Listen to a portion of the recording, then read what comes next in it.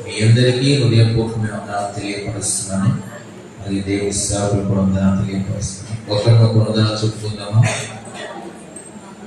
బాగున్నారని అడగండి. ఒకరు బాగోకపోతే వారితో ప్రార్థన చేయండి. యేసయ్యకి మహిమ కలుగును గాక. ఆమేన్. దేవుని యొక్క కృప కనికరాన్ని బట్టి ఈ విధంగా పరిశుద్ధుని యేసుని కొనియాడబడే వాక్యాన్ని ప్రభువు అనుగ్రహించారు. చాలా సంవత్సరాల తర్వాత ఇలాగా ప్రార్థన చేసుకుంటే ఒక తలపు దేవుడు ఇచ్చాడు. ఎందుకు నువ్వు సభలు ఆపేస్తావు అని నేను పెట్టినప్పుడు ఎంతో మంది వచ్చేవారు. యవనస్తులు చాలా మంది ఎదురుగా నిలబడి చక్కగా పాటలు పాడేవారు. ఈదులో పెట్టినప్పుడైతే రోడ్డు మీద మోహరించేవారు. ఇప్పుడు వాళ్ళందరిని చూస్తే తాగుబోతులు అయిపోయారు. గ్యాప్ వచ్చేసి అనేక మంది ప్రజలు కుందుగూడులో పెట్టినా కానీ, పెదగపాలన ఇక్కడ పెట్టినాను కానీ, ఈదులో పెట్టినప్పుడు కానీ ఎవరి దగ్గర ఒక 10 పైసలు అడగలను. దేవుడు నాకు మంచి తలాంతం ఏంటంటే ఉన్నాయన్నీ కూడా ప్రభు కొరకే ఖర్చు పెట్టారు.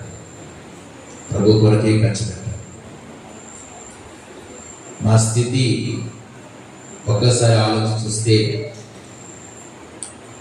నేను ప్రభు సన్నిధిలో ప్రార్థన చేసుకుంటే మాకు తెలియకుండానే మా అక్రతలన్నీ తీర్చే దేవుడే, మా అవసరతలన్నీ తీర్చే దేవుడు. మా ప్రిన్స్ బాబుకి పాల డబ్బా కొనడానికి కూడా మా దగ్గర పైసలు ఉండేవి కాదు. పాల డబ్బా కొనడానికి కూడా పైసలు ఉండేవి కాదు. ఎందుకంటే కొంత కానుక వస్తే ఆ కానుకలు ఎక్కువగా దర్శనం ఇవ్వడానికి నాకు ఇష్టం. 100 రూపాయలు వచ్చిందనుకో 60 రూపాయలు ఇచ్చేసేవాడిని ప్రభుత్వం. 60 రూపాయలు ఇచ్చేసి 40 రూపాయలతో, మీకు అర్థమైన రీతిలో చెప్పి 40 రూపాయలతో ప్రభువు యొక్క సన్నిధానంలో ఆ 40 రూపాయలు 20 రూపాయలు కూడా ప్రభు కొరకు ఖర్చు పెట్టిస్తున్నాను. ఇట్టి భాగ్యాన్ని దేవుడు నాకు ఎంతగానో ఇచ్చాడు. ఎక్కడికి వెళ్ళినా కానీ ఒకళ్ళ దగ్గర నేను అడిగేవాడిని కాదు. ఏ సభలు పెట్టినా, కూడికలు పెట్టినా ఆటోతో నేనే ఇల్లు తీసుకెళ్ళేవాడిని. ఖర్చంతా నేనే పెట్టుకునేవాడిని. వారికి ఏం కావాలో ప్రతిదీ కూడా నేనే చూసుకునేవాడిని. ఒక్కసారి పాలు ప్యాకెట్ డబ్బులు లేనప్పుడు మా ఇద్దరం కన్నీరు విడిచి ప్రార్థన చేశాం. ఆ ప్రార్థన ముగించేలోపే నెలకు సరిపడిన డబ్బులు, పాలు ప్యాకెట్ కాకుండా నెలకు సరిపడిన డబ్బులు ఒక వ్యక్తి ద్వారా దేవుడు ఇచ్చాడు. ఆ జీవితంలో కార్యం చేస్తాడు. యేసయ్యకి మహిమ కలుగును గాక. నా జీవితంలో ఎన్నో కార్యాలు చేశాడు. ఒకసారి తినడానికి బియ్యం లేనప్పుడు కూడా మోకరించి ప్రార్థన చేస్తే నాకు తెలియదు. ఒక వ్యక్తి వచ్చి బియ్యం కట్ట పెట్టేసి వారానికి సరిపడా కూరగాయలు తీసుకొచ్చి 3 బ్యాగులు తీసుకొచ్చి ఇక్కడ పెట్టేసి ప్రార్థన ముగించేలోపే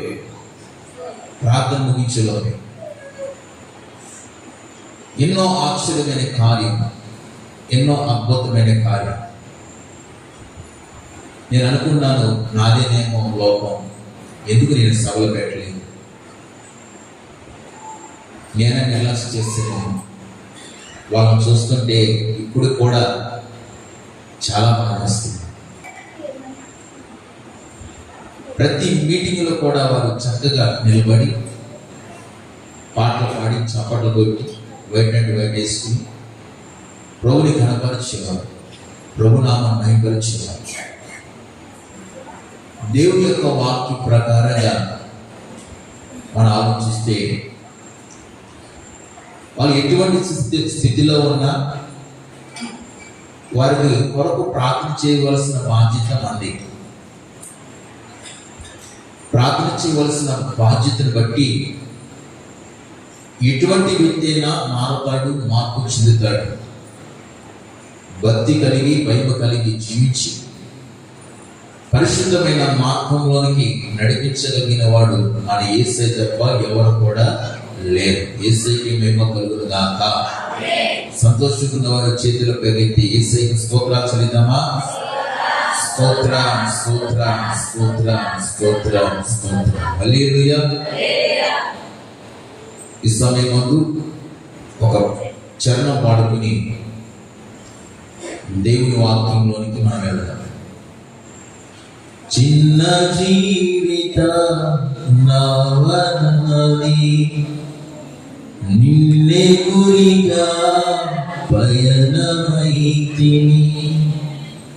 ఎన్ని శోధన ఎన్ని భయము కన్న తండ్రి కానరావా. ఆదుకోమయ్యా నా యేసయ్యా, నాదు యేసయ్యా. ఆదుకోమయ్యా నా యేసయ్యా, నాదు యేసయ్యా. చిన్న జీవిత నవనది నిన్నే గురిగా పయనమైతిని. చిన్న జీవిత నిన్నే గురిగా పయనమైతిని.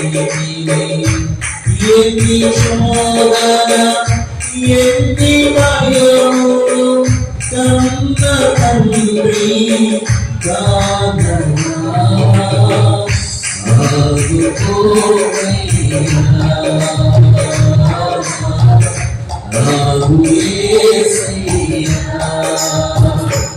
ఆదుకోమయ్యా నాదు యేసయ్యా. స్తోత్రించెదనయ్యా యేసయ్యా, స్తోత్రించెదనయ్యా, స్తోత్రించెదనయ్యా యేసయ్యా, స్తోత్రించెదనయ్యా.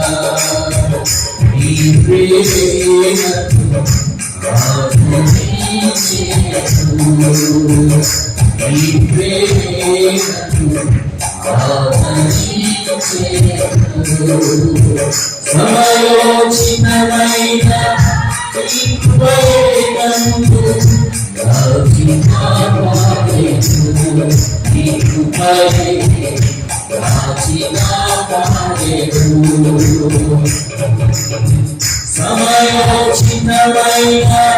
ఈ కృపయందు సమయోచితమైన నీ కృపయందు చిన్న జీవిత నవనది నిన్నే గురిగా పయనమైతిని. చిన్న జీవిత నవనది నిన్నే గురిగా పయనమైతిని. ఎన్ని శోధన ఎన్ని భయములు కన్న తండ్రి కానరావా. ఆదుకోమయ్యా నాదు యేసయ్యా, ఆదుకోమయ్యా పరిశుద్ధాత్మ, నాదు యేసయ్యా, ఆదుకోమయ్యా నాదు యేసయ్యా. ప్రేమగల తండ్రి, నమ్మదగిన యేసు రాజానికి స్తోత్రం. ఏ యోగ్యత లేని మమ్మల్ని ప్రేమించి ఈ గొప్ప ధన్యతలో మాకు మీరు మాకు అనుగ్రహించారు. ఎంతవరకు పాటలు పాడి నీ నామం పడచ్చు, సాక్ష్యం ద్వారా నీ నామం ప్రచురంగా చూపారు. ఈ సమయమందు అల్పుడైన నన్ను నిలబెట్టి మీ ప్రజలతో మీరు మాట్లాడండి. మీరు మాట్లాడింది జీవితాల్లో మారతాయి ప్రభావ. మీరు మాట్లాడితే కుటుంబాలకు క్షేమం కలుగుతుంది ప్రభావ. మీరు మాట్లాడితే బలహీనత నుండి విడుదల పొందుతారు ప్రభావ. మీరు మాట్లాడితే పాపికి రక్షణ కలుగుతుంది ప్రభావ. దేవాది సన్నిధానంలో నన్ను మరుగు చేయండి. మీరే ప్రత్యక్షమై ప్రతి ఒక్కరితో మీరు మాట్లాడమని యేసు నామంలో అడుగుచున్నాము తండ్రి, ఆమేన్. దేవుని యొక్క కృపను బట్టి ఈ విధంగా పరిశుద్ధుడైన యేసుని ఆరాధన చేసే వాక్యాన్ని ప్రభువు మనకు అనుగ్రహించారు. ఈ కూడిక యొక్క ముఖ్య ఉద్దేశం ఏంటంటే ప్రతి వ్యక్తి కూడా ఆత్మ సంబంధ విషయంలో ఉజ్జయం కలిగి ఉన్నారు. ఆత్మ సంబంధ విషయంలో ఉజ్జయం కలిగి ఉన్నారు. దేవుని సేవకులు మన గ్రామాన్ని ఎంతో ఉజ్జయం కలిగి ఎంతో పరిశుద్ధమైన మార్గంలోనికి నడిపిస్తూ ఉన్నారు. నేను అందును బట్టి ఎంతో సంతోషిస్తున్నాను.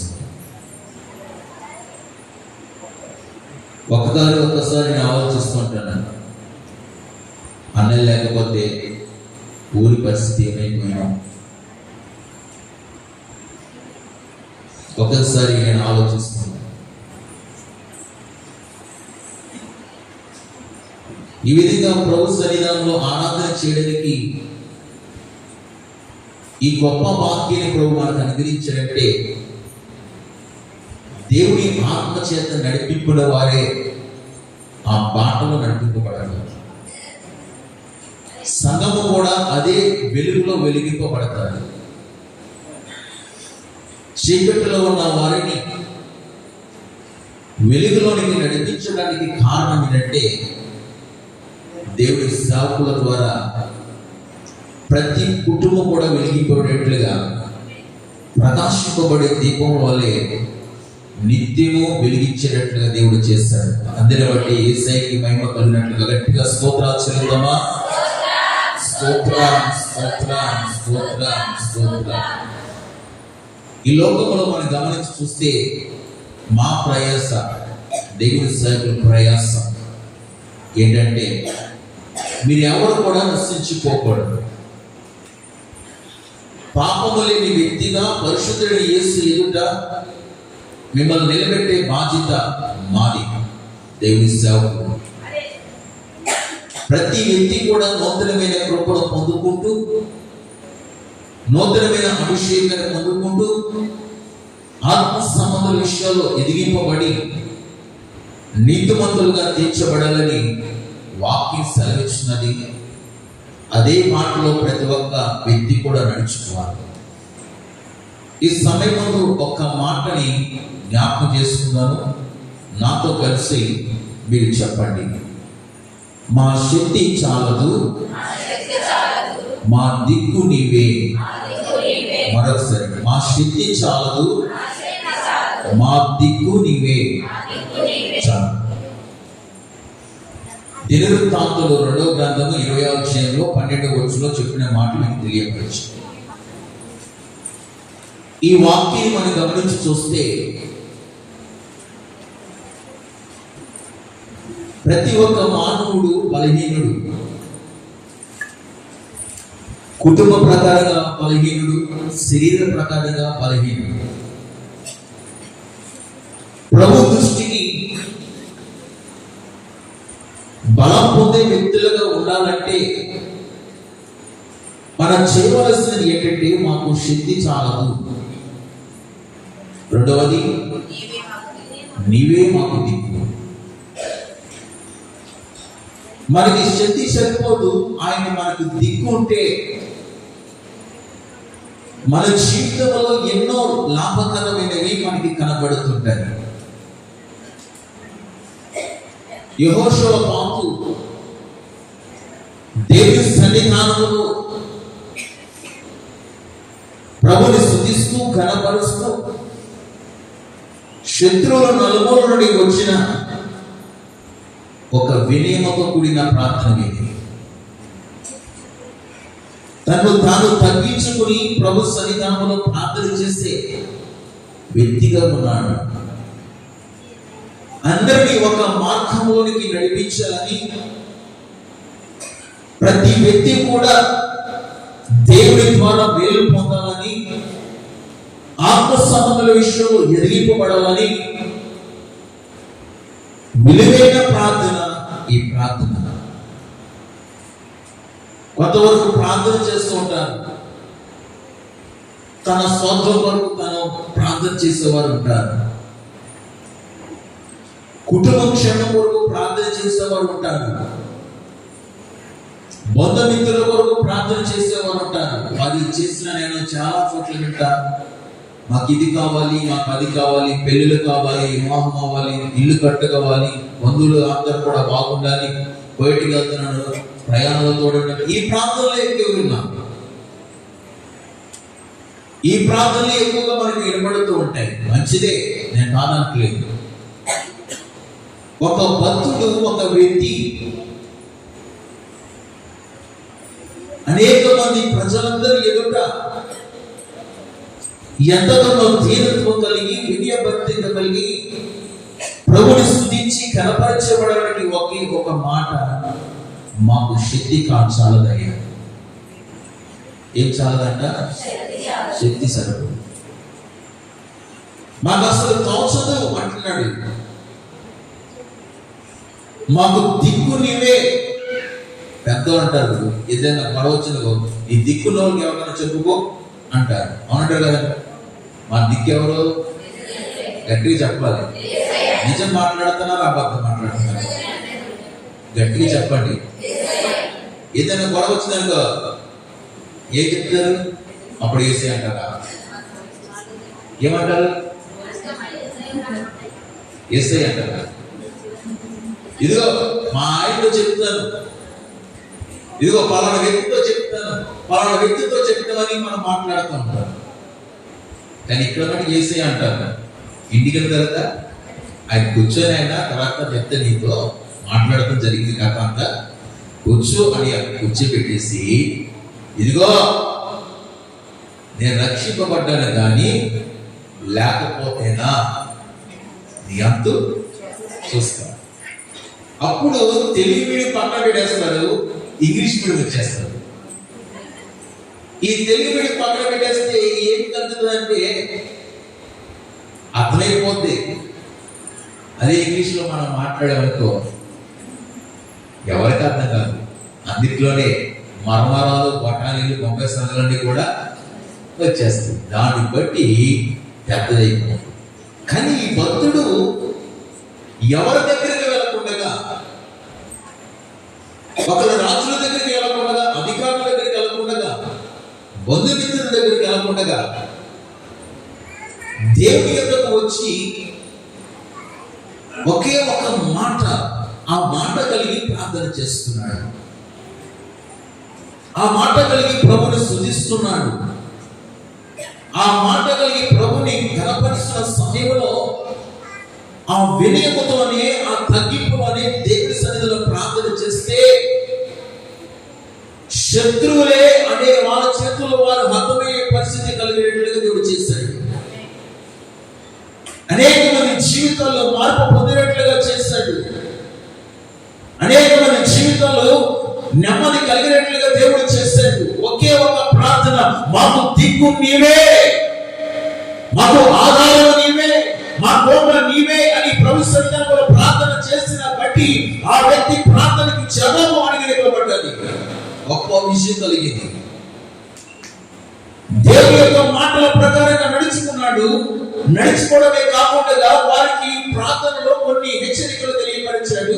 ఏంటి ఒక హెచ్చరిక అని గమనించి చూస్తే 15వ వచనంలో రాయబడిన మాట ఏంటంటే మీరు భయపడకుడి. ఏమన్నాడు తెలుసా? మీరు భయపడవద్దు.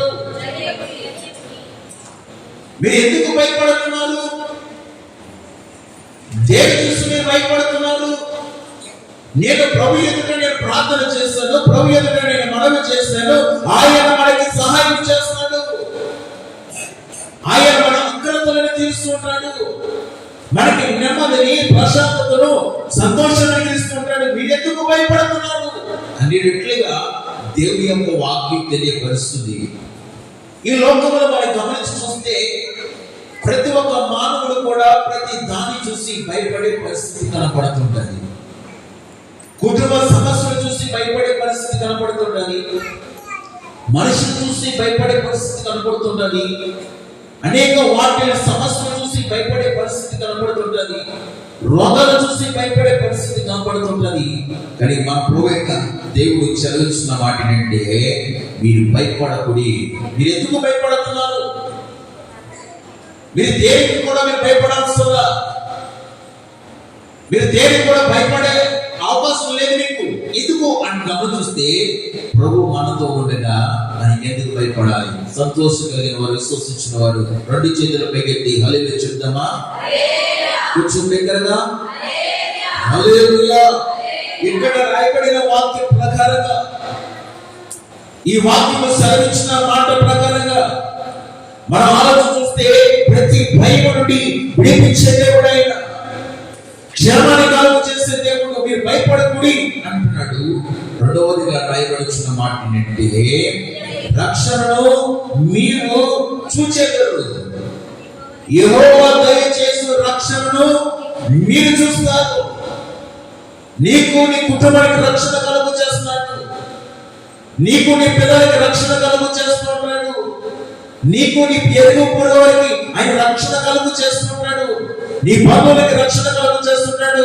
ఎలా కలుగుతుంది అంటే అది కేవలము యెహోవా ద్వారానే కలుగుతుంది. యేసయ్యకే మహిమ కలుగును గాక.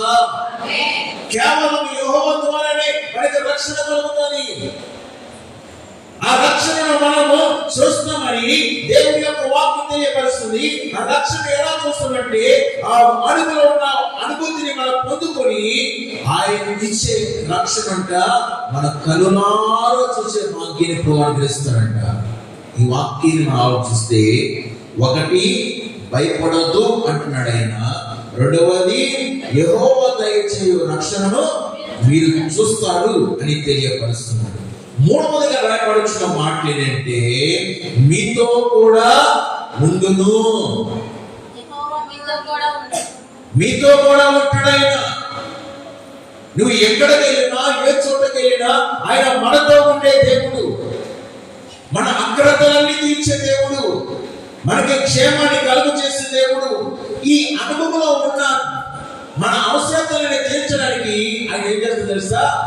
ఇదిగో ఇటు చూడు, నేను నీతో ఉన్నాను కదా, నువ్వు ఎందుకు భయపడుతున్నావు అంటాడు. ఎందుకు భయపడుతున్నావు? నేను కలుగు చేయ రక్షణలో చూస్తావు. నువ్వెందుకు భయపడుతున్నావు? నేను నీతోనే ఉంటానని ఆయన మాట్లాడే దేవుడు. కారణం అంటే చిన్న ప్రార్థన. ఏం ప్రార్థన అది? మాకు శక్తి చాలు, మాకు తోచదు, నీవే మాకు దిక్కు, నీవే మాకు దిక్కు అని చిన్న ప్రార్థన బట్టి దేవుడు శత్రువుల ఎదుట గొప్ప విజయం కలుగు చేశాడంట. యేసయ్యకే మహిమ కలుగును గాక.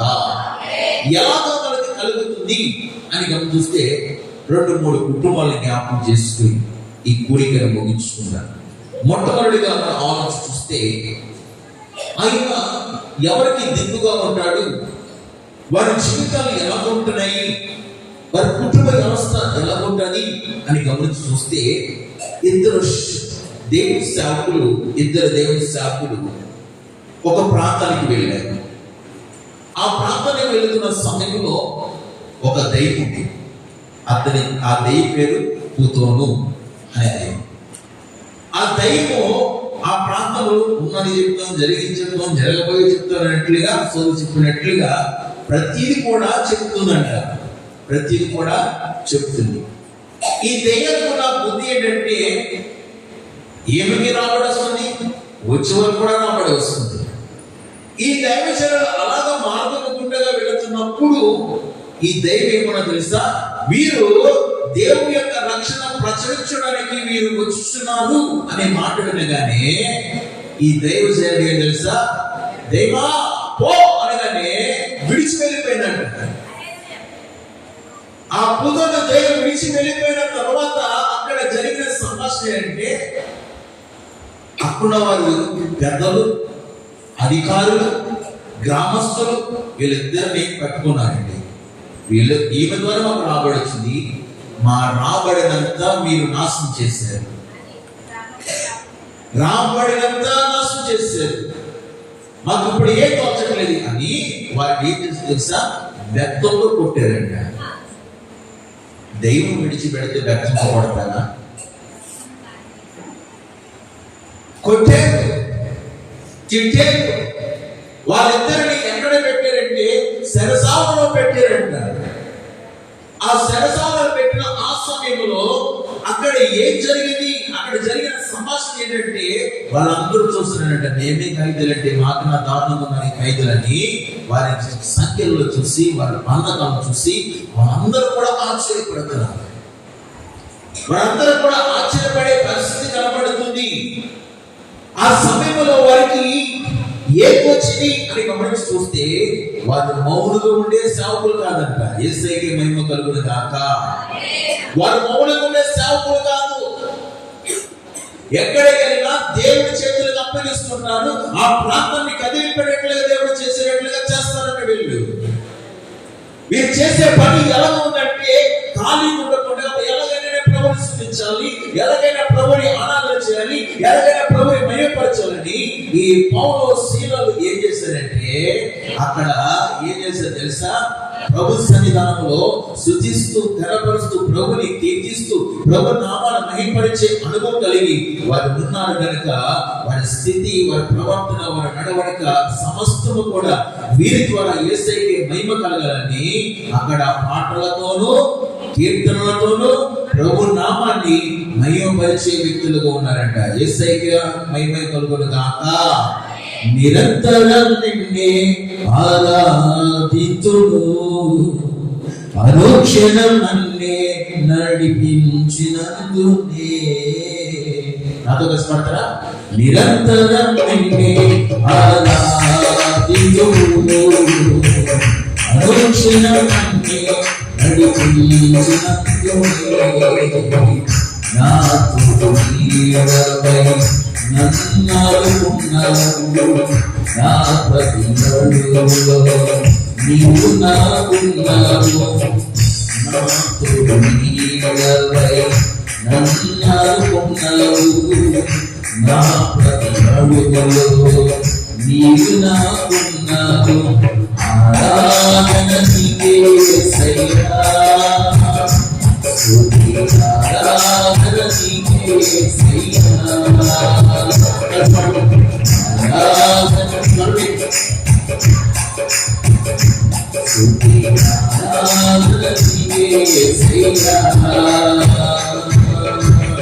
నిరంతరం నిన్నే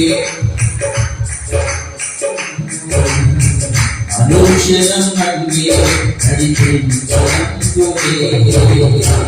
నిరంతరం నన్నే ఆరాధింతును, అనుక్షణం నిన్నే నడిపించునందునే. ఆరాధన నీకే యేసయ్యా, ఆరాధన నీకే యేసయ్యా, ఆరాధన నీకే యేసయ్యా, ఆరాధన నీకే యేసయ్యా.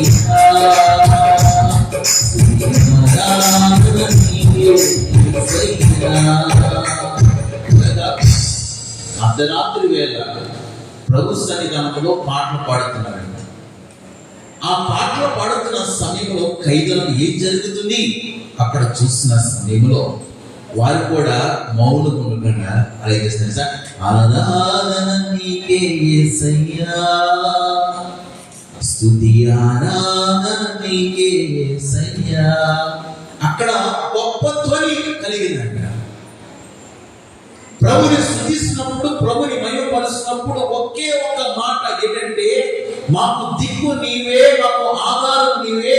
ఆశ్రయం నీవని ప్రార్థన చేసే రీతిగా ఆపదలో ఆదుకున్నవాడు అని యేసయ్య కనుక అక్కడ జరిగిన సంఘటన ఏంటి తెలుసా? అక్కడ సరసాలు పునాదులు గట్టిగా చెప్పాలి, సరసాలు పునాదులు కలిగాయి. అక్కడ గొప్ప ఆశ్చర్యం కలిగింది, గొప్ప వెలుగు అక్కడ ప్రకాశింపబడాలి, దేవుని మహిమ కనబడి ఉంది. ఒక దేవుని సేవకులు, సమర్పణ కలిగిన సేవకులు, ప్రతిష్ఠ కలిగిన సేవకులు భూమిలో దేవుడు అదైన యేసు నామములో వెళ్ళిపో అని గద్దిస్తే ఆ సేవకులని కొట్టి తిట్టి పైపడిచి సరసాలు వేసిన ఆ సమయంలో వారి శరీరాన్ని బంధించలే కానీ ప్రభు ఇచ్చిన స్వరాన్ని కూడా బంధించలేకపోయారు. శరీరాన్ని బంధించలే కానీ ఆ విలువైన ఆకాశంలో ప్రభుని స్తుతిస్తున్నారు, ప్రభుని గణపరుస్తున్నారు, ప్రభు నామమును వైపరుస్తున్నారు. ఆ సమయంలో దేవుని యొక్క కార్యం ఏంటంటే సరసాల పునాదులకు వదిలించలే కాకుండా ఎవరు కూడా అక్కడి పారిపోకుండా వారు దేవుని యొక్క నీడలో వారు ఉన్నారు. కారణం ఏంటో తెలుసా? ఒకే ఒక ప్రార్థన. ఏంటి తెలుసా? మాకు శక్తి సాలదు, మా దిక్కు గట్టిగా చెప్పాలి, మా దిక్కు నీవే, మా దిక్కు నీవే, మాకు శక్తి సరిపోదని దేవుని సన్నిధానంలో ప్రార్థన చేశారు. ఆ ప్రార్థనను బట్టి ఆనాడు ఇశ్రాయేలు ప్రజల విషయంలో కానీ యోధా వారి విషయంలో కానీ దేవుడు చేసిన కార్యము అపోస్తలుడైన పౌలు గారి జీవితంలో కూడా గొప్ప కార్యం చేశాడు. దేవుని బిడ్డలారా, ఈ రాత్రి నువ్వు ఏ పండగలో ఉన్నావో, ఏ సమస్యలతో ఉన్నావో, ఏ కష్టాలతో ఉన్నావో, నువ్వు కుమిలి ఏడుస్తున్నావేమో, బయటికి రాలేని పరిస్థితుల్లో ఉన్నావేమో, నా బాధ ఎవరికి చెప్పుకోలేనే అని నువ్వు బాధపడుతున్నావేమో, ఒకే ఒక మాట, నువ్వు ఎక్కడ ఉన్నా ఏ చోట ఉన్నా ప్రభు సన్నిధిలో ప్రార్థన చేసుకోవాల్సిన బాధ్యత ఏంటి? మా దిక్కు నీవే అని ప్రార్థన చేసుకో. నీకున్న కష్టాన్ని విడిపించగలిగిన వాడు, బాధ నుండి విడుదల కలుగు చేయగలిగిన వాడు, నీకున్న అవమానం నుండి విడుదల కలుగు చేయగలిగిన వాడు, నీకున్న బాధ నుండి విడుదల కలుగు చేయగలిగిన వాడు, నీకు ప్రశాంతతని, నెమ్మదిని, శాంతిని, సమాధానాన్ని అనుగ్రహించగలిగిన వాడు నా యేసయ్య. కారణం ఏంటంటే నువ్వు ఎక్కడైతే తలెత్తుకుంటున్నావో నా యేసయ్య అక్కడ తలెత్తినట్లుగా చేస్తాడు. విశ్వాసించిన వారు గట్టిగా హల్లెలూయా చెప్తామా? హల్లెలూయా. మన జీవితాలు మార్చగలిగిన వాడు, మన అగ్రతలని తీర్చగలిగిన వాడు. అందుకే దేవుని యొక్క వాక్యం అంటే నువ్వు చేయవలసినది ఏంటంటే ఒకే ఒక ప్రార్థన, మాకు దిక్కు గట్టిగా, మాకు దిక్కు, మాకు దిక్కు నీవే. ఆ ప్రార్థన బట్టి అక్కడ జరిగిన అద్భుతం ఏంటి తెలుసా? జరిగిన ఆశ్చర్యం ఏంటి తెలుసా? అక్కడ సరసాల నాయకుడు యేసుక్రీస్తు నామంలో బాప్తిసం పొందడానికి సిద్ధపడి ఉన్నాడు. విశ్వసించిన వారు హల్లెలూయా చెప్తామా? గట్టిగా, సంతోషంగా. ఒక సరసాల నాయకుడు బాప్తిసం పొందడమే కాకుండా తన ఇంటి వారందరూ కూడా బాప్తిసం పొందారు. ఆయన ఇచ్చే రక్షణ పొందుకున్నాడు. ఆ రక్షణ పొందుకోవడమే కాకుండా యేసయ్యలో ఆనందాన్ని ఆ కుటుంబం పొందింది. యేసయ్యలో ఆనందం ఆ కుటుంబం పొంది ఉంది. అనుభవించడం కాకుండా వారందరూ చేసే పని ఏంటంటే ఆరాధన నీవే యేసయ్యా, స్తుతి ఆరాధన నీకే యేసయ్యా. కుటుంబం అంతా మాడితే ఎలా ఉంటది? కుటుంబం అంతా పాడితే ఎలా ఉంటది? ఆనాడు దేవుడు చేసిన కార్యం ఈ రాత్రి కూడా నీ జీవితంలో చేయాలనుకుంటున్నాడు, నీ కుటుంబంలో చేయాలనుకుంటున్నాడు, నీ పిల్లల విషయంలో దేవుడు కార్యం చేయాలనుకుంటున్నాడు. మనం ప్రభు సన్నిధానంలో మనం ప్రార్థన చేసుకుంటే ఆకాశం ఉన్న తండ్రి గొప్ప అద్భుతమైన కార్యం, నువ్వు ఎన్నడూ చూడలేని కార్యం నా యేసయ్య నీ జీవితంలో చేయును గాక. ఏంటి అంత సంతోషం, అంత ఆనందం ఏంటంటే యేసుక్రీస్తు వారు ఉపమానం చెబుతూ ఒక విలువైన మాట మనకి తెలియపరుస్తున్నాడు. 15వ అధ్యాయం లోకాసు వర్తమానం 15వ అధ్యాయం, లోకాసు వర్తమానం 15వ అధ్యాయం. ఒక వ్యక్తికి 100 గొర్రెలు ఉన్నాయి. ఆ 100 గొర్రెల్లో ఒక గొర్రె తప్పిపోయింది. ఆ తప్పిపోయిన గొర్రె వెతకడానికి ఒక వ్యక్తి వెళ్ళాడు. శ్రమ వచ్చినా బాధ వచ్చినా ఒక టార్గెట్ పెట్టుకున్నాడు, ఆ గొర్రెని ఎలాగైనా సంపాదించాడు. ఆ తప్పిపోయిన గొర్రెని ఎలాగైనా నేను పొందాలి. ఎక్కడ దూరినా, ఏ చోట ఉన్నా, ఏ ఇబ్బందులు పడినా ఆ గొర్రె మారాలి, ఆ గొర్రెని నేను రక్షించాలి తపన కలిగి ఆ వ్యక్తి వెళ్ళాడు. వెళ్ళిన తర్వాత అక్కడ జరిగిన సంభాషణ ఏంటంటే యేసుక్రీస్తు వారు వివరిస్తున్న మాటను ఒక్కసారి 6వ వచనం కానీ చదువుకుందా. మీరు నాతో కూడా సంతోషించుడి, తప్పిపోయిన నా గొర్రె దొరికినని వారితో చెప్పగా, అటువలే మారు మనసు అక్కరలేని 99 నీతిమంతుల కంటే ఒక పాపి విషయమై, చూడండి, ఒక పాపి విషయమై ఎక్కడ సంతోషం కలుగుతుంది తెలుసా? గట్టిగా చెప్పండి. ఎక్కడ సంతోషం కలుగుతుంది? ఎక్కడ సంతోషం కలుగుతుంది? పరలోకంలో సంతోషం కలుగుతుందంట. యేసయ్యకి మహిమ కలుగును గాక. ఒక పాపి విషయమై పరలోకంలో సంతోషం కలుగుతుందంట. ఒక పాపి రక్షింపబడితే, మారు మనసు నిమిత్తమై, పాప క్షమాపణ నిమిత్తమై బాప్తిసం తీసుకుంటే పరలోకంలో గొప్ప సంతోషం కలుగుతుంది. అక్కడ రాయబడిన మాట ఏంటి? అంత్యంలో ఒక మాట రాయబడుతుంది. ఏంటి తెలుసా? మీరు నాతో కూడా సంతోషించండి. ఏమడుగుతున్నాడు ఆయన? నాతో కలిసి సంతోషం. పరలోకంలో ఈ వ్యక్తి చెప్పలేదు. చెప్పాడా? చెప్పలేదు. ఒక పాపి మారు మనసు పొందిందంట. పరలోకమంతా ఏ కలిగింది తెలుసా? గట్టి చెప్పాలి. ఈ సంతోషము గట్టిగా, ఈ సంతోషము నీకు కావలెనా, ఈ సంతోషము నీకు కావలెనా.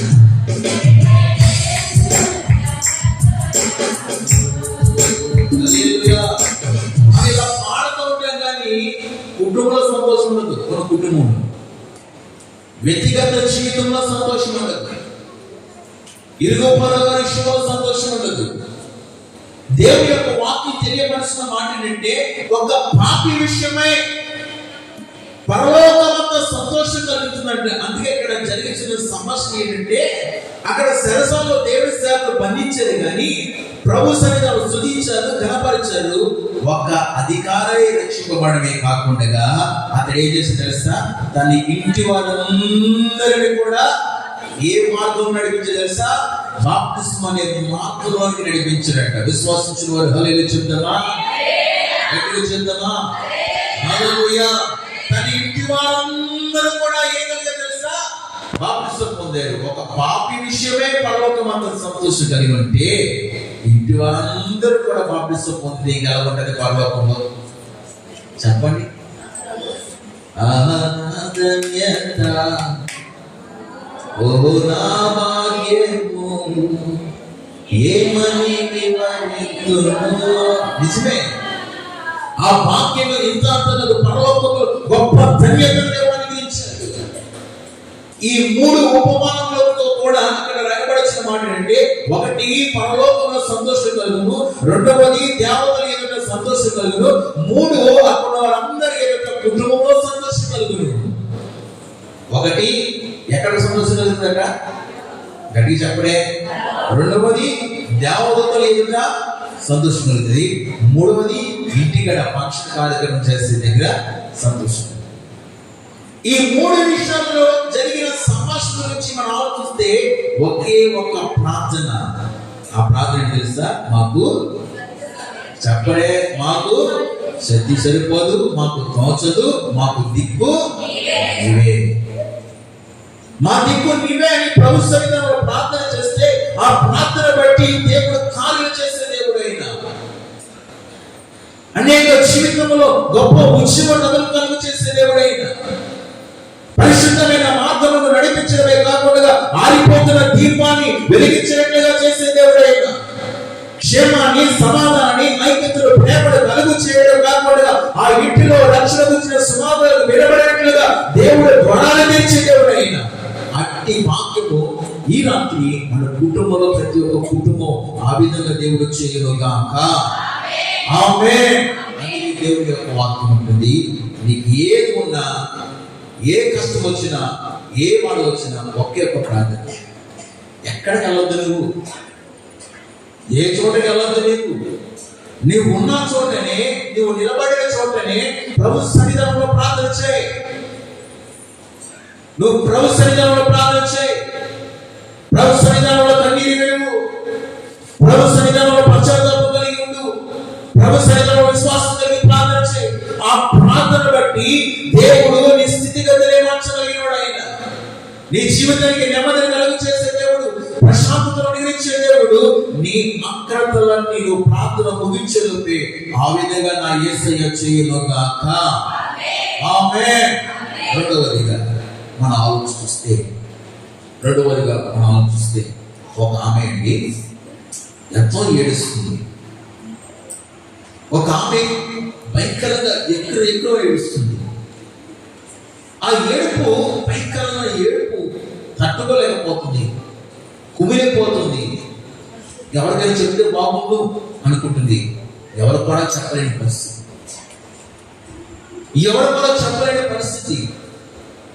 ఆమె జీవితం ఎలా ఉందంటే ఏడుస్తూనే ఉందండి. ప్రభు సన్నిధానంలో ఆమె జీవితం ఎలా ఉన్నదంటే ఆమె ఏడుస్తూ ఉంది. కానీ ఒక కుమారుడు యొక్క మొర దేవుడు ఆలకించాడంట. యేసయ్యకి మహిమ కలుగును గాక. ఒక కుమారుడు యొక్క మొర దేవుడు విన్నాడు. అబ్రహాము ఇంట్లో నుండి పంపించేశాడు, ఆహారం ఇచ్చాడు, నీళ్ళు ఇచ్చాడు. అవన్నీ అయిపోయిన తర్వాత ఈ కుమారుడు ఏడుస్తున్నాడు, ఈమె ఏడుస్తుంది, కన్నీరు విడుస్తుంది. ఎంతో కుమిలి ఏడ్చే పరిస్థితి కనబడుతుంది. నా అనవారు ఎవరు కూడా లేరు. వెనక చూస్తే ఎవరు లేరు, ముందు చూస్తే ఎవరు లేరు. ఎదురు మొదలు కూర్చొని ఏడ్చే పరిస్థితి కనబడుతుంది. బాధతో నలిగిపోయే పరిస్థితి కనబడుతుంది. ఆ చిన్నవాడిని పొదలో పడిచేసి ఎదురుగా కూర్చొని, ఒరే మన బ్రతుకులు ఏంటి ఈ విధంగా ఉన్నాయి, మన జీవితం ఏంటి ఈ విధంగా ఉన్నాయి, ఎదురు ఏడుస్తుంది. కానీ ఇస్మాయిలు అనే వ్యక్తి ఏం ప్రార్థన చేస్తుంది సార్? మా దిక్కు చెప్పాలి, మా దిక్కు నీవే ప్రార్థన చేశాడు.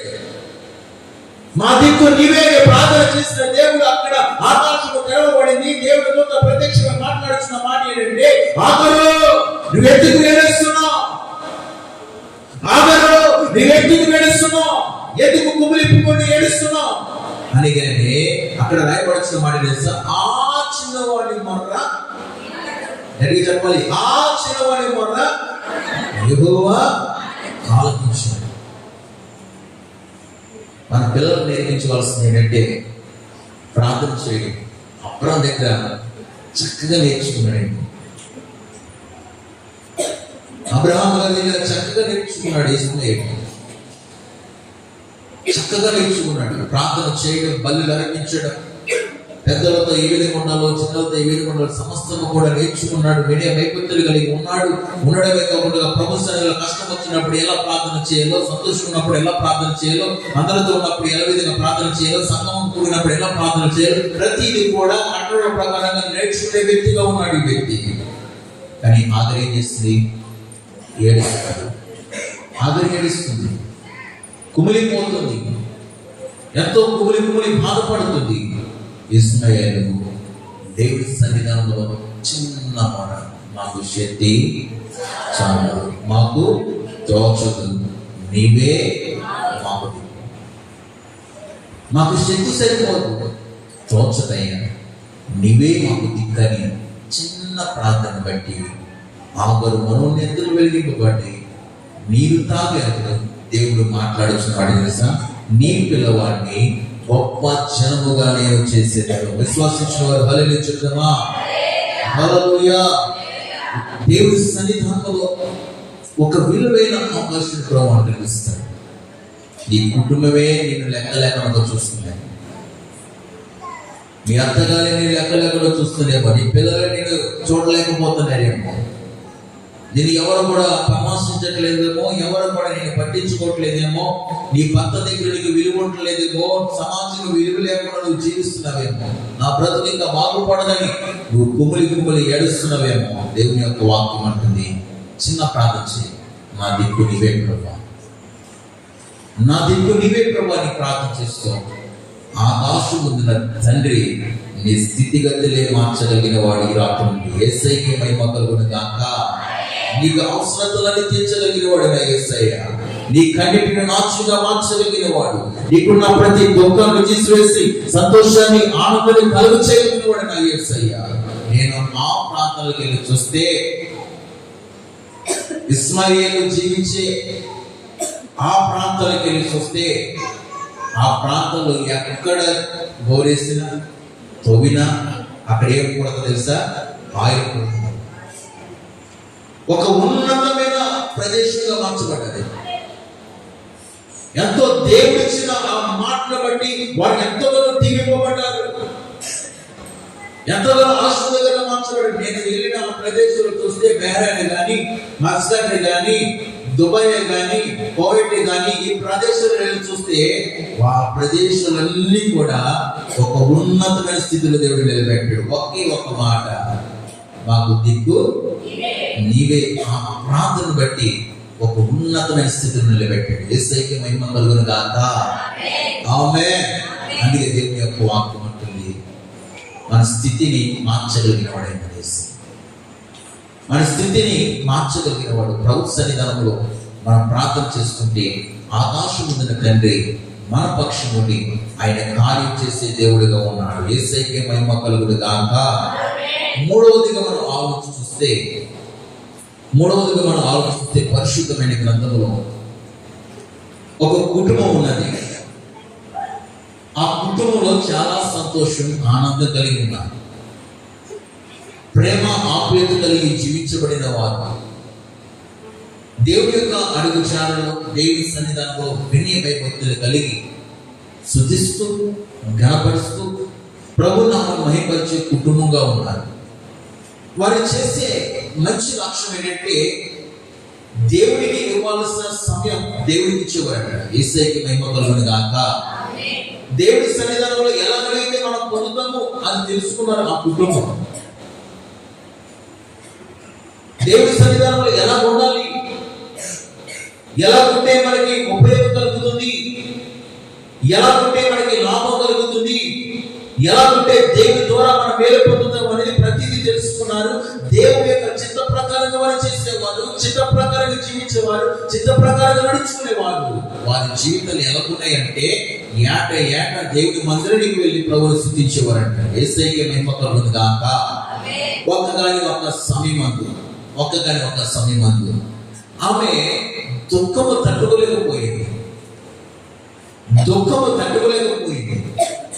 ఆ దుఃఖాన్ని తట్టుకోలేక దేవుని సన్నిధానంలో ఆమె ఎలా ఏడుస్తుందంటే, మొదటి అధ్యాయం 10వ వచనంలో రాయబడుచున్నది. సమూయేలు మొదటి గ్రంథంలో మొదటి అధ్యాయం 10వ వచనంలో రాయబడుచున్న మాట ఏంటంటే, ఆమె బహు దుఃఖాకాతురులై వచ్చి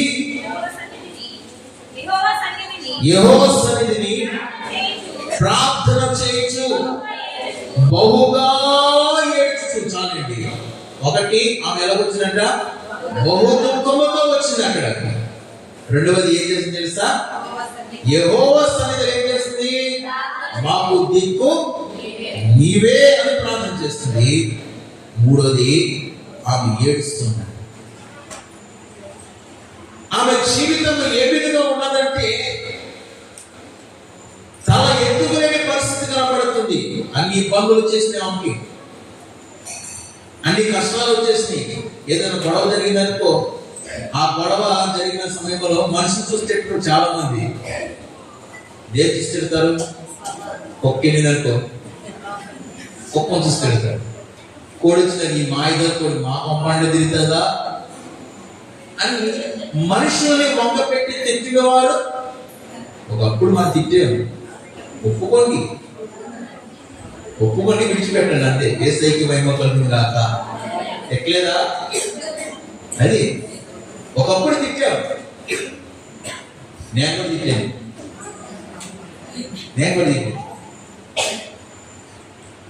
ఎప్పుడంటే ఊర్లోకి వెళ్ళినప్పుడు నన్ను ఎవరు పనులు పెట్టుకునేవారు కాదు. అట్లా కూడా నేను ఉపయోగించుకోవాలి కాదు. వాళ్ళ ఇష్టం వచ్చినట్టు తిట్టేస్తుండే. మా నాన్నగారు చనిపోయిన తర్వాత ఊడికి వెళ్తే కట్టేయడం కూడా మా పొద్దులేని వారు. వెంకటేశ్వర కృపను బట్టి ఎంతో ప్రేమించి పెద్ద పాలపారు, చిన్న పాలపారు, మాటేరు, ఇంకా ముప్పాల ఆ ప్రాంతాలకు వెళ్ళి నువ్వు ఏ పని చేయవలసిన వాళ్ళు కూర్చోరా అంటే ఎక్కడ కూర్చోబెట్టి తెలుసా? క్యారేజ్ దగ్గర కూర్చోబెట్టు, క్యారేజ్ దగ్గర కూర్చోబెట్టు. కానీ దేవుని యొక్క కృపను బట్టి ఈమె కూడా అయ్యే ఎదురేని,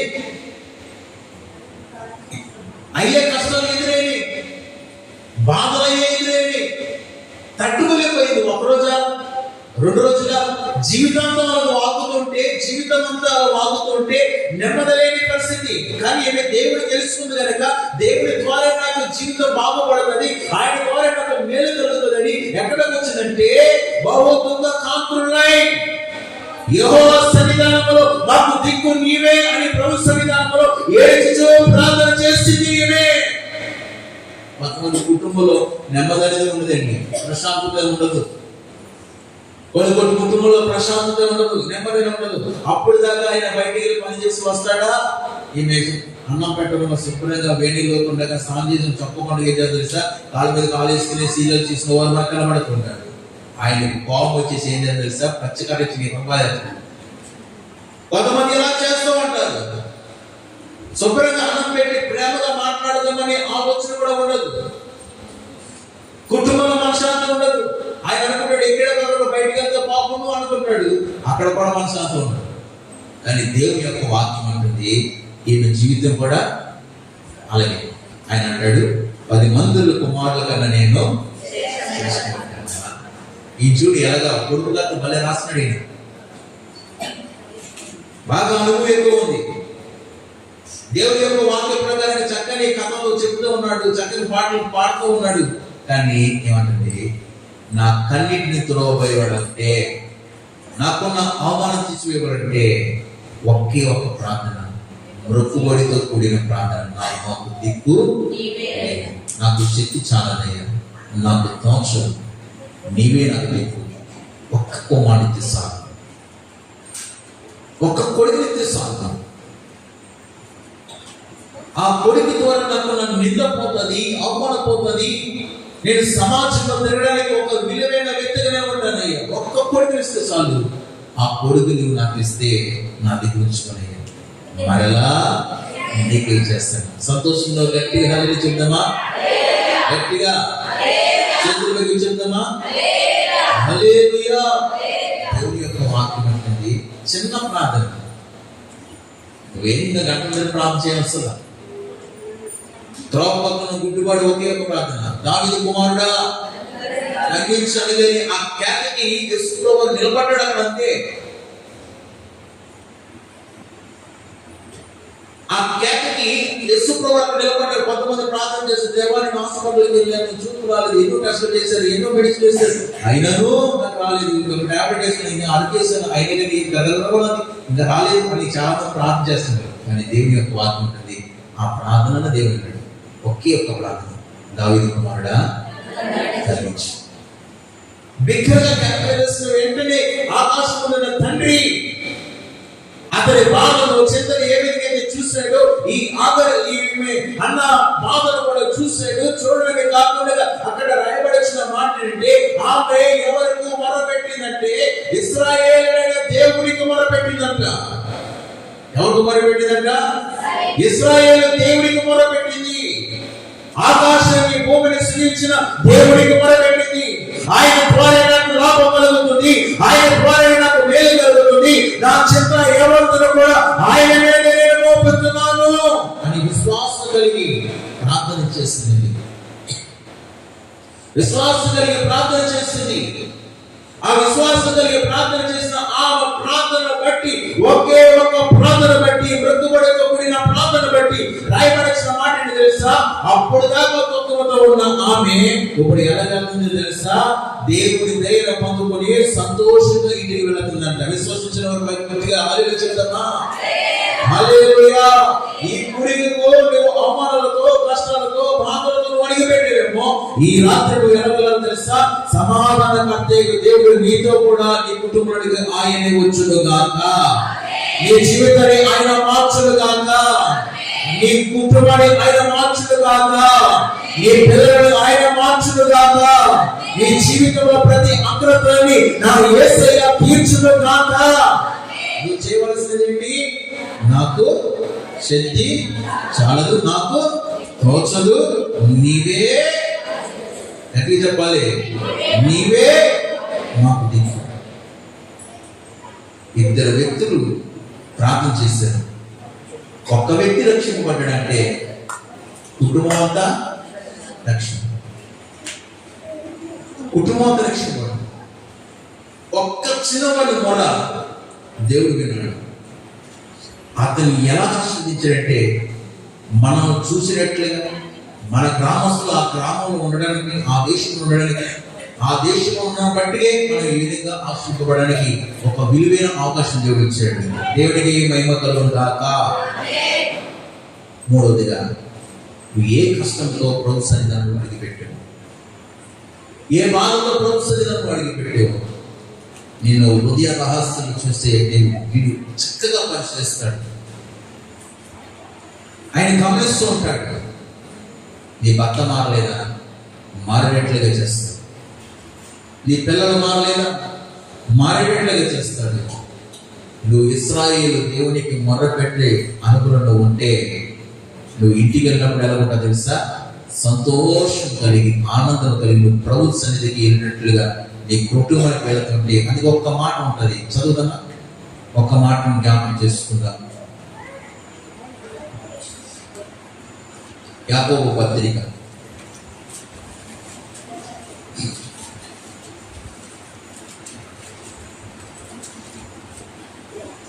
4వ అధ్యాయం 8వ వచనం చూడండి. ఇక్కడ రాయబడుచున్న మాట ఏంటి? దేవుని యొద్దకు రండి, అప్పుడు ఆయన నీ యొద్దకు వచ్చును. చాలండి. ఇప్పుడు ఆయన ఎక్కడ రామన్నాడు? ఎక్కడికి రావాలనుకున్నాడు? మనం ఎక్కడికి వచ్చాం? ఎక్కడికి వచ్చా? దేవుని యొద్దకు వచ్చింది. ఆఖరి ఎక్కడికి వచ్చింది? ఇశ్రాయేలు ఎక్కడికి వెళ్ళాడు? పౌలు సేవలు ఎక్కడికి వెళ్ళారు? అన్న ఎక్కడికి వెళ్ళింది? దేవుడి సన్నిధికి వెళ్ళింది. ఆ దేవుడి సన్నిధిలో ఏం కలుగుతుందంటే సంపూర్ణ సంతోషము కలదు. ఆ సంపూర్ణ సంతోషం కలడం కాకుండా ఆయన ఎలాగొస్తుంది తెలుసా? నువ్వు ఎక్కడికి వెళ్ళినా నీ యొద్దకే ఆయన వస్తాడు. యేసయ్యకే మహిమ కలుగును గాక. ఆమేన్. అందుకే దేవుని యొక్క వాక్యం అంటుంది, మనమందరం ఎక్కడ రావో తెలుసా? ప్రభు సన్నిధి. ప్రభు సన్నిధి, ప్రభు సన్నిధిలో మనం శుద్ధిస్తే, గణపరిస్తే ఆయన మన జీవితాన్ని మార్చగలను. యెహోషువ మాతో కూడా ప్రార్థన చేశాడు. ఒకటి, మాట్లాడుచున్న మాటండి భయపడద్దు. రెండవది, ఆయన మాట్లాడుచున్న మాటంటే ఆయన రక్షణ మీరు చూస్తారు అంటున్నాడు. మూడవది, ఆయన మాట్లాడుచున్న మాటంటే నేను నీకు తోడే ఉంటాను. ఆయన మనకి తోడే ఉంటే, ఆయన ఇచ్చిన రక్షణ మనం పొందుకుంటే మనకి ఏం అక్కర్లేదండి. నిత్యము ఆయన సన్నిధానంలో స్తుతించి కనపరిచేవారుగా మనమందరం ఉందుము గాక. ఆమేన్. అందుకే వాక్యం అంటుంది, మాకు దిక్కు నీవే, మాకు దిక్కు నీవే. ప్రార్థన చేద్దామా? అందులో నిలబడండి. ఆకాశం యొక్క చేతులు ప్రభు సన్నిధానంలో, ఆకాశం యొక్క చేతులెత్తి, చేతులపైకి ఎత్తి ప్రభు సన్నిధానం ప్రార్థన చేస్తాం. ఉన్న చోట లేచి నిలబడి హల్లెలూయా హల్లెలూయా ప్రార్థన చేద్దామా? కళ్ళు మూసి అటు ఇటు చూడాలి. చేతులపైకి ఎత్తి, నీ అక్రతలను తీర్చగలిగిన వాడే, శత్రువులు ఎదుట నీ తల ఎత్తుకునేటట్లుగా చేయగలిగిన వాడు నా యేసయ్య. శత్రువుల మిత్రులుగా మార్చగలిగిన వాడే నా యేసయ్య. నీకున్న అవమానం నుండి తీసివేసగలిగిన వాడు నా యేసయ్య. బాధ నుండి విడిపించగలిగిన వాడు నీవే. మాకు దిక్కు నీవే యేసయ్య, మాకు దిక్కు నీవే అని ప్రభు సన్నిధానంలో ప్రార్థన చేస్తే నీ కుటుంబం అంతా రక్షణ పొందడానికి ఒక విలువైన అవకాశం ఇస్తాడు. చెప్పండి కొంచెం ప్రభునామం పడతాడు. నీ కుటుంబం అంతా రక్షించబడడానికి ఒక విలువైన అవకాశం ఇస్తున్నాడు. నీ జీవితాన్ని మార్చడానికి ఒక విలువైన అవకాశం ఇస్తున్నాడు. నీ పిల్లలు మారడానికి ఒక విలువైన అవకాశం జీవితంలో శాంతిని సమాధానం కలుగు చేయడానికి ఒక విలువైన అవకాశం దేవుడు ఇస్తున్నాడు. మాకు నీకు నీవే, మాకు నీకు నీవే. ప్రార్థన చేస్తే నీ కన్నిటిని ఆంక్షగా మార్చగలిగినవాడు యేసయ్య. నీ పాపాలను విడుదల కలుగు చేయగలిగినవాడు యేసయ్య. నీకున్న అవమానాలు తీసుకురాగలిగినవాడు యేసయ్య. నీకున్న బాధలను విడుదల కలుగు చేయగలిగినవాడు యేసయ్య. ప్రార్థన చేస్తావా? నా దిక్కు నీవే యేసయ్య, నా దిక్కు నీవే. ఈ అవకాశం ప్రభువు అనుగ్రహించాడు. ఈ అవకాశం ప్రభువు అనుగ్రహించాడు. దయచేసి ప్రభు సన్నిధిలో ప్రార్థన చేయి. నీ కుటుంబానికి అవమానం కలుగుతుందా? నీ పిల్లల మధ్య నీకు అవమానం కలుగుతుందా? ఇరుగు పొరుగు మధ్య నీకు అవమానం కలుగుతుందా? నా బ్రతుకంత మానదని అనుకుంటున్నావా? నా స్థితి ఇంకా మానదని అనుకుంటున్నావా? నా భక్త మానడు అని అనుకుంటున్నావా? ఒకే ఒక ప్రార్థన, నాకు దిక్కు నీవే, మాకు దిక్కు నీవే, యేసు నీవే మాకు దిక్కు, నీవే మాకు దిక్కు. నీ ప్రోత్సహించడంలో ప్రార్థన చేయి. నా దేవుడు నీ అగ్రతలను తీర్చగలిగినవాడైనా, నీ అగ్రతలను తీర్చగలిగినవాడైనా యేసయ్య. ప్రార్థన చేస్తూ దేవుని యొక్క కృప, దేవుని యొక్క ప్రేమ ఆనాడు పౌలు సేవలో ప్రభువు సన్నిధిలో శుద్ధిస్తున్నప్పుడు గొప్ప అద్భుతమైన కార్యం. ఒక పాపి రక్షింపబడితే పరలోకమంతా సంతోషిస్తున్నామా? ఒక పాపి రక్షింపబడితే పరలోకమంతా సంతోషిస్తుంది. ఒక కుటుంబం రక్షింపబడితే ఆ కుటుంబం నీ కుటుంబం అవచ్చు, ఆ కుటుంబం నీ కుటుంబం అవచ్చు, మన గ్రామంలో ప్రతి ఒక్క కుటుంబం అవచ్చు. ఈ రాత్రి ఆయన మార్చగలిగిన వాడు. ప్రభు సన్నిధిలో ప్రార్థన చేద్దాం.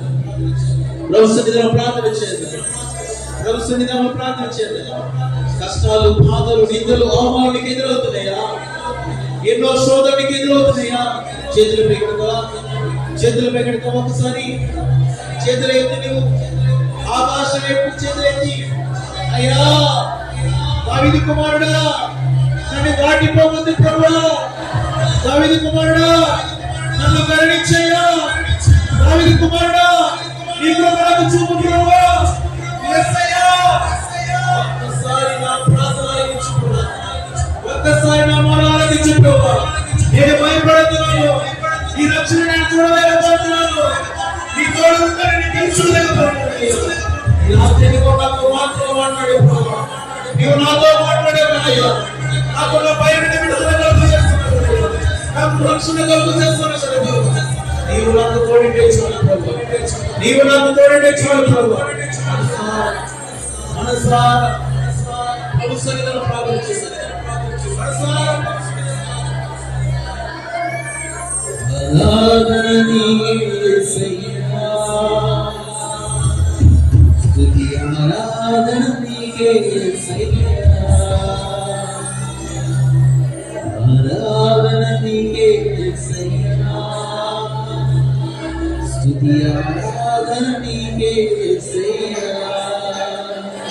చిన్న జీవిత నావనాది నిన్నే గురిగా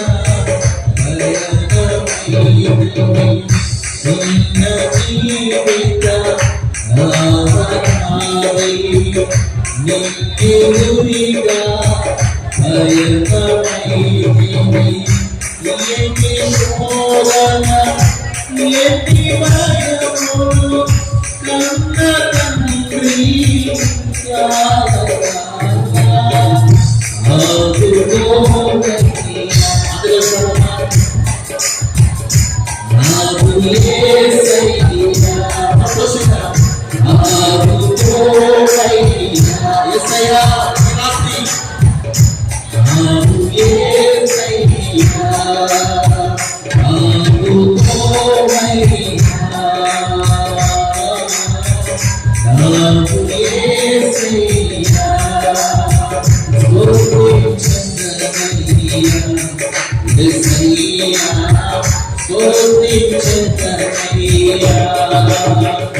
Lord,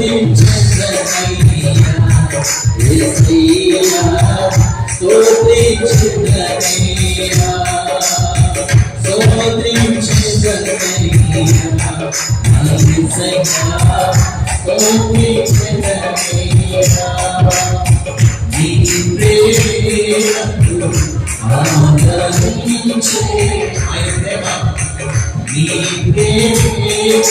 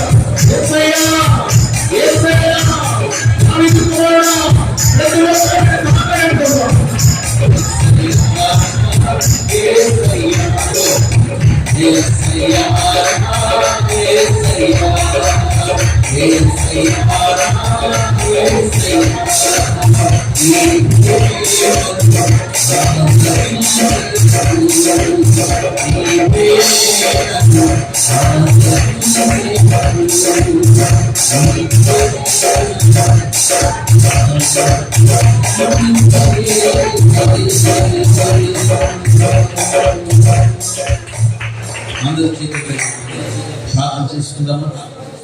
ఆయన మనతో మాట్లాడింది ఒక చిన్న ప్రార్థన. మా దిక్కు నీవే, మా దిక్కు నీవే ప్రార్థన చేసుకో, మా దిక్కు నీవే ప్రార్థన చేసుకో.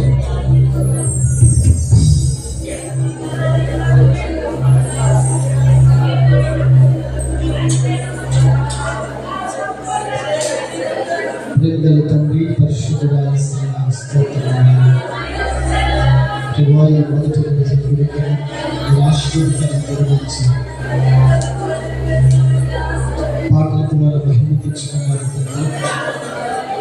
ఆరాధనలు ఆత్మతో సత్యంతో స్థితించే ఈ సేవకు నిలబెట్టుకునే ప్రభావ మాట్లాడిన ప్రతి మాటను బట్టి స్తోత్రం. నిజమే తండ్రి, మా దిక్కు మీరే. పరిస్థితులు ఏవైనా, సమస్య ఏదైనా, మా దిక్కు మీరే మీకు మొదలుపెట్టినప్పుడు నాయన సమస్యకు పరిష్కారం కలిగజేసే దేవుడు. ఈనాడు ఆదరు నాయన తన కుమారుడు ఇస్మాయిల్ పదకెందుకు మొదలుపెట్టినప్పుడు మరణ మీరు ఆలకించిన దేవుడు. యేసయ్యా స్తోత్రం తండ్రి. దిక్కుతోసని పరిస్థితిలో నాయన నిరాధారిగా ఉన్నప్పుడు, అరణ్యములు ఆహారం లేని, నీళ్లు లేని పరిస్థితుల్లో నాయన వారు మొరపెడుతున్నప్పుడు మీరు మొర విన్నారు తండ్రి. ఆగో ఇంటికి ఏడుస్తున్నాం, ఆ చిన్నవారి యొక్క మొరను దేవుడు విన్నారని ఆ తండ్రి, ఆ మొరను మీరు విని నన్ను అతన్ని గొప్పగా మీరు ఆశీర్వదించారు. తండ్రి ఈ రోజు ఆయన అరబిక్ కంట్రీస్ అన్ని అంత సమృద్ధి ఉండడానికి ఆనాడు ఆ ఇస్మాయిల్ మొరను మీరు విని ఆ మొరను బట్టి ఆ ప్రాంతానికి మీరు ఆశీర్వాదాన్ని కలుగజేస్తారు. అన్న తండ్రి ఈ సన్నిధానం కోసం మొరపెట్టేందుకు మా దిక్కు మీరే తండ్రి, వారి మొరను మీరు విన్నారు తండ్రి, వారికి ఉన్న సమస్యను చూడిపించారు నాయన. యేసయ్యా స్తోత్రం నాయన. మీలో ఉన్న తండ్రి సమాధానం, సంతోషం, సహాయం పొందుకునే వారిగా, పూర్తిగా మీ మీద ఆధారపడే వారిగా ఒక్కొక్కరు మీరు బలపరచండి ప్రభా. వాక్యాన్ని అందించిన మీ సేవకుని ఇంకా మీరు బలపరచండి. రానున్న దినాల్లో బలమైన పాత్రగా మీరు వాడుకోండి తండ్రి. ఈ రాత్రి గుడిలో పాల్పొందిన ప్రతి బిడ్డను మీరు దీవించి అడుగుతున్నాను. మీ కృపలో మీ దయలో భద్రపరచనాయి. రేపు జరగనైనా చివరి కొడుకును మీ నా మహిమార్థమే జరిగించండి. ఆటంకాలు తొలగించండి, అనేక మంది నడిపించండి. ఈ పక్షాన్ని నిలబడుతున్న మీ సేవకుని మీరు బలపరిచి వాడుకోండి. ఈ కుడి కాలం ముగింపు వరకు మీరు అధ్యక్షులు జరిగించారు, అందుకని స్తోత్రం చెల్లించుకుంటూ యేసయ్య నామమున అడిగి వేడుకుంటున్నాం తండ్రి. ఆమేన్. తండ్రి అయిన దేవుని దయ, కుమారుడైన యేసే కృప, పరిశుద్ధాత్మ దేవుని సన్నిధి సహవాసము మనకును సకల పరిశుద్ధులకును ఈ దినాన వాక్యాన్ని తీర్మానం చేసుకున్న వారికి, వాక్యాన్ని అందించిన సేవకుడికి ఆయన కృప సదాకాలంతో నడిపించునుగాక. ఆమేన్.